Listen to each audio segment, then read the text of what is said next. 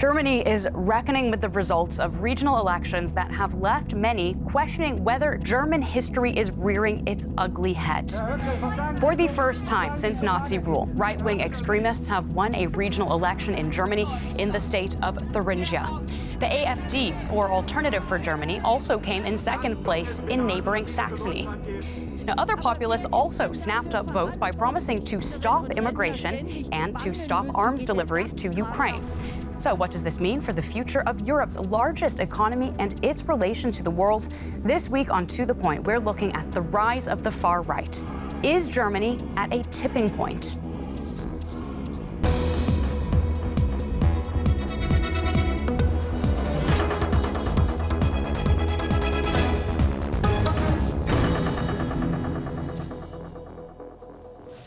Hello, I'm Claire Richardson in Berlin. A very warm welcome to this week's edition of To The Point. I'd like to introduce our panel. Today, we have Wolfgang Merkel, former professor of political science at Humboldt University. We have Matthew Karnitschnig, Politico's chief Europe correspondent. And Nadine Lindner, correspondent in Deutschlandradio's Berlin bureau. Very warm welcome to you all. Thank you so much for being here. Nadine, let's start with you. What does the AfD stand for that was so appealing to voters in these eastern states? Well, the AfD is 11 years old now. Most of the voters in Germany know what the AfD stands for. I would say in this election campaign, we saw like 2 or 3 main topics that the AfD focuses on. The main topic, the number one topic, is migration, to stop the influx of asylum seekers to Germany, to deport people from Germany to their home countries, the remigration, how they frame this concept. Then the second point is to stop the war in Ukraine by stopping the arms deliveries to Ukraine. And I would say the third point is more like a cultural war that they want to, or that they see, they argue against the open display of homosexuality and also the use of gender-neutral language. These are all points that were important for the AfD in this election campaign. Now, these successes do have alarm bells going off in many quarters in Germany. Wolfgang, for the first time since the end of World War II, we're looking here at a party that German intelligence has designated as right-wing extremists in Saxony and Thuringia, winning these regional elections, one of them, the other one performing very well. How much of a taboo would you say has been broken here? The taboo was broken before. It was broken when AfD entered the German parliament, the Bundestag, with roughly 8 or 12% of the votes. This was the first time when a right-wing populist party, I prefer populist, right-wing populist party, because right extremist party, this is something, as you have said, which was born out of the terminology of the internal secret service, the intelligence. And upheld by a court in Germany as well. Yeah, but no, they only said you are entitled to call them a right-wing extremist party. They did not decide on the substantial matter. There is a difference on it. So I would say the taboo is broken, and in a way it is a European normalization, not a pleasant normalization, but we have seen this in many, many other countries before. Right-wing populists were governing in 15 countries of the European Union.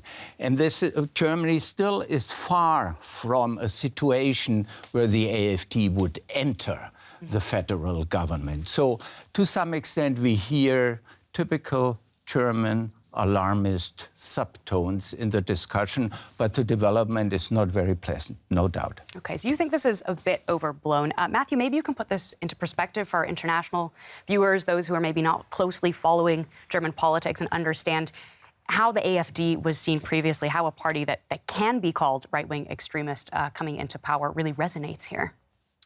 Well, I think it resonates in particular, as we saw in these elections in the east of Germany, where there's a lot of frustration with the traditional parties, with the establishment parties in Germany, and in particular with the current government under Olaf Scholz. And as Nadine mentioned, migration has been a very central issue recently in Germany. There were some recent killings involving asylum seekers, allegedly, in Germany, knife attacks. And so this has become a very heated political issue, and the AfD has been very skilled in seizing on the migration issue and also the question of Islam in Germany, which is very closely related to that in the minds of many people, because most of the asylum seekers here have come from the Muslim world. And over the past 10 years, viewers might remember Angela Merkel's famous statement that Germany can manage this influx of asylum seekers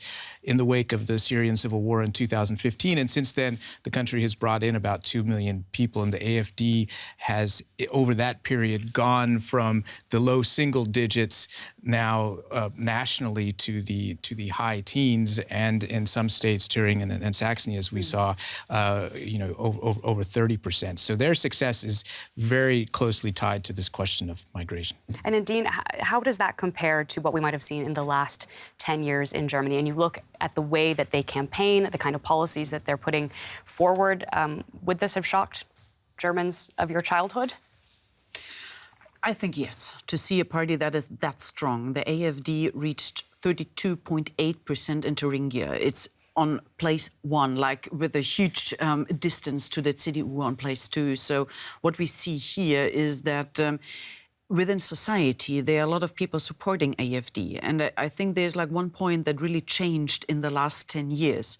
Maybe 10 years ago, the AfD is 11 years old now. Maybe 10 years ago, maybe even 5 years ago, we would have said, well, the AfD is only a phenomenon for a short time. When we beat them in the elections, they will like more or less disappear. And now we know, no, they're here to stay, and they have like a long-term strategy to destroy the CDU, the Conservative Party here in Germany. They say, well, now we forced the CDU into really awkward, strange coalitions, because this is what's going to happen in Thuringia and also in Saxony, that maybe the CDU will work together with the ex-communist party of Sarah Wagenknecht. Mm-hmm. We'll come to them in a moment. Nobody knows if this is going to work, and the AfD says, well, this is a coalition that's not going to work, that will lead to a lot of frustration for people who voted for CDU. So we just wait 5 more years until 2029, and then we have the majority, and then the CDU is gone. Nobody knows if this plan is going to work, but this is the long-term strategy behind it. Nadine, you've mentioned it just there. These regional elections, they saw the triumph of populist ideas more generally, not just the far right, also the far left doing well. And that's something that you can really only read as a resounding rejection of the more traditional parties, including those that are currently in government together at the national level. In Thuringia, the AfD took over 30% of the vote under the leadership of Björn Höcke. It's the first time a party classified by the Office for the Protection of the Constitution as extreme right has won a state election. We are number 1 in Thuringia. Don't classify a third of Thuringian voters as right-wing extremists. Höcke scored points with voters with his ethno-nationalist ideology by campaigning against migration and against further aid to Ukraine. In Saxony, the AfD also received more than 30% of the vote to become the second strongest party after the CDU. By contrast, the parties that form Germany's current federal government, the SPD, Greens, and FDP, received fewer votes than in any previous state election. The populist Sarah Wagenknecht alliance, which splintered off from the left party, won big after securing double-digit election results. In Berlin, they issued this fierce criticism against the traffic light coalition's Ukraine policy. I'm tired of being treated like fools here. We keep being told that we can end a war by supplying more and more weapons. Do the election results from Saxony and Thuringia 1 year before the federal elections herald a different Germany to come? So we saw her there, Sarah Wagenknecht, the namesake of this new BSW party. Wolfgang, as I've said, they're new on the scene. They've really risen to success in these elections as well. Can you tell us a little bit about where they see eye to eye with the AfD on policies like immigration, like the war in Ukraine? Yeah, but there are some similarities, but I wouldn't overstress this. If you look to the program of the Sarah Wagenknecht Party, we should call it this way because it's complete Leninist and personalist party. But if we compare it with other European parties, the first, what you would say, it is somehow like the very traditional Social Democratic Party of Denmark. If it comes to distributional issues, if it comes to the question of state and market, it resembles a lot this German social democracy.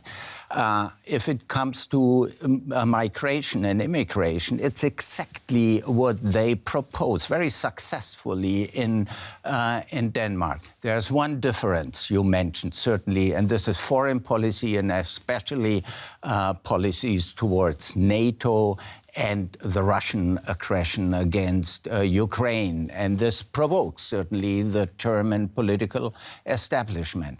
But we should be calm, and we should not compare it too much with this right-wing populist, to some extent, semi-loyal party to democracy. But let's be clear, when we're looking at the Sarah Wagenknecht Alliance's view toward the war in Ukraine, what exactly is it that they want? They want, as they point out, they want to have negotiations. And they have the idea to freeze the conflict. Whether this is a good or bad idea, I don't want to judge it here. But the basic argument is the longer the war linges on, the more people will be killed. And at the end, there will be anyway negotiation. So what they have in mind, negotiations now, freezing the conflict, hoping that in 10, 20, 30 years, the situation will be a different one. And so they can negotiate the territorial losses. They count that there will be territorial losses for Ukraine. And they want to end the arms deliveries, German arms deliveries to Ukraine as well. Certainly. A crucial point as well. Let's come back to immigration with you, Matthew, here. Germany, it does have a big demographic problem, doesn't it? There are a lot of old people. There are generous social programs that need to be supported by the youth. When voters in Saxony and Thuringia vote for the AfD or the Sarah Wagenknecht Alliance, are they voting against their own interests? Some people would say so. There have been some interesting remarks in recent days by a governor of the Bundesbank, of the German central bank, who's sort of arguing in this direction, because Germany is facing this demographic cliff. But I think on a day-to-day basis, for many people who are grappling with these problems, one of the issues that many of the refugees who have come are not easily put into the open positions in Germany, if you will. If you have, for example, a teenage Afghan refugee who is illiterate, and many of them are because they didn't go to school in Afghanistan, to train these people to work in a Audi factory or VW factory or to do something like that is quite complicated, because first they have to learn German, for example. So all of these ideas about, you know, being able to just take these refugees and to fill these gaps in the workforce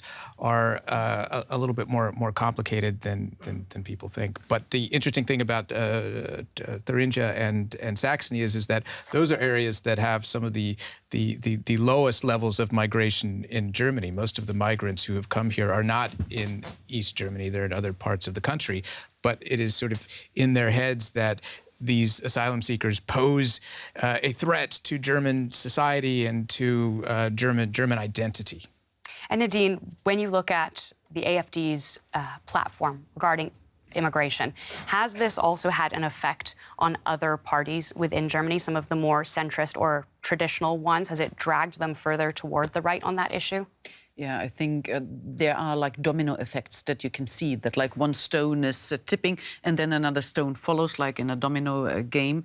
I think if you look at the positions that the CDU is now proposing towards migration, I think you can really see that the CDU, the Christian Democratic Conservative Party, is now trying to be stricter against asylum seekers, also to be stricter within the set of rules within the European Union.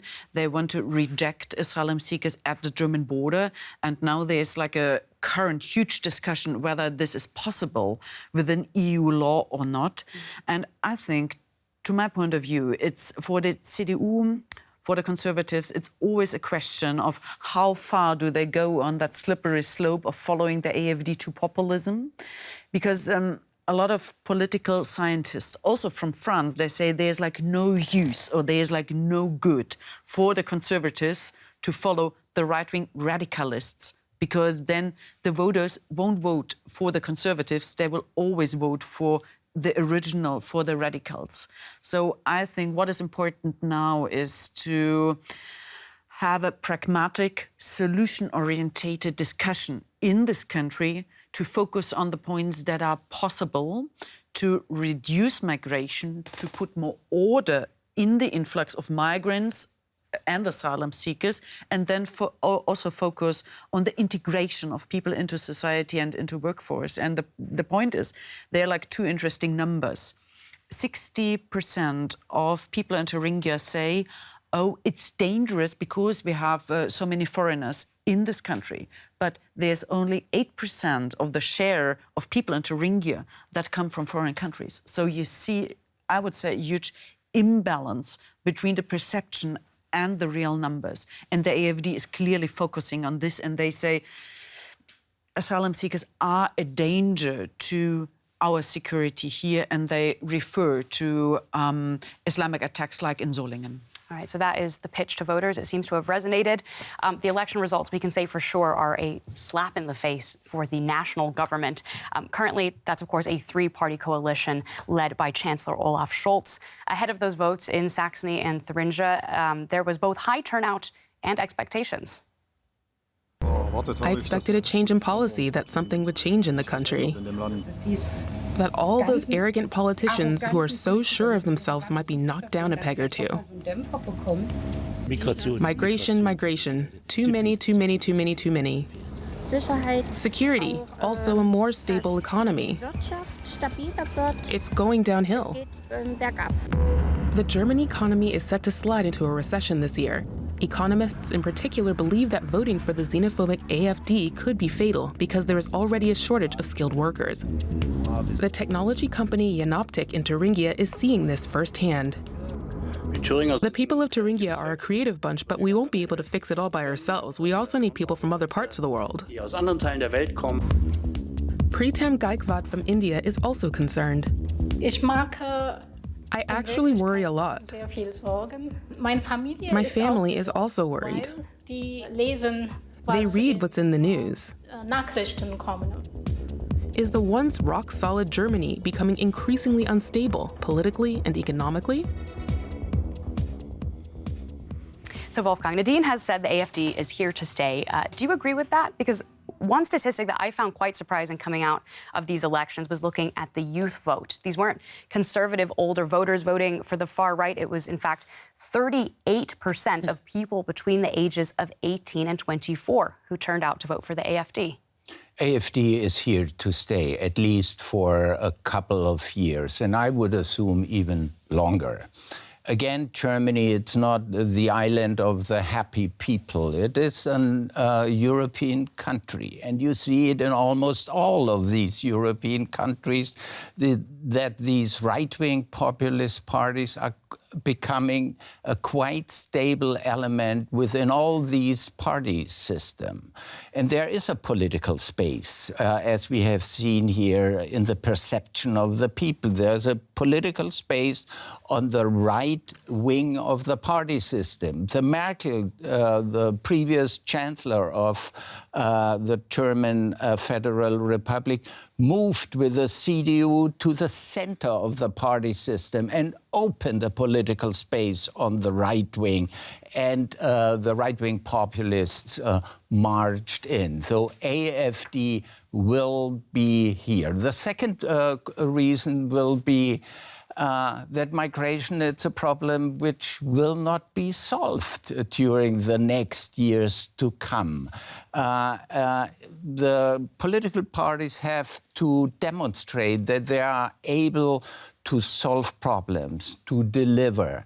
And this again opens a political space for an anti-system party, at least partially anti-system party. They have the privilege to monopolize the real opposition, and this makes it attractive to many people. So this is European normality. Unfortunately, they will stay here because the problems they campaign on, the problems will stay. Last point, migration, for example, it's not a problem which can be solved by the federal government in Germany alone. They need a kind of European solution, and I don't see this European solution so far. And I think some important context for those watching at home has been Germany's history of dealing with the AfD since it first came into the Bundestag, since it first came onto the scene, really.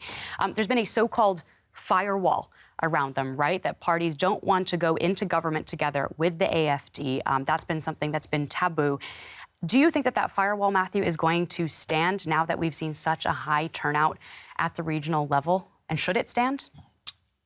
I think it will stand in Germany because of the examples that exist around Europe in terms of establishment parties going into coalition with the far-right populists. And it never ends well. And viewers can Google Austria and far-right, and we'll see why. There have been a few attempts there, and there might be a new attempt next month when Austria has elections. So I don't think there's a very convincing track record that going into coalition with the far-right is a path to political success. And can you tell me more about the Austrian case? Because, sorry to interrupt, but that's interesting and perhaps very relevant for the moment we're in Germany. Well, Austria really crossed that Rubicon in late 1999 when the center-right party at the time, the Austrian People's Party, decided to go into coalition with the far-right, with a man named Jörg Haider, who was really the pioneer of